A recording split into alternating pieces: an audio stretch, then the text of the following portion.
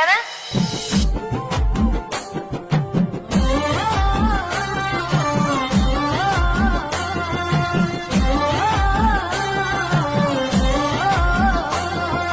పచ్చి పాల వెన్నెలా నేలన పారబోసినట్టు పూసెనే గునుగు పూల తోటలు పచ్చి పసుపు గొమ్ములో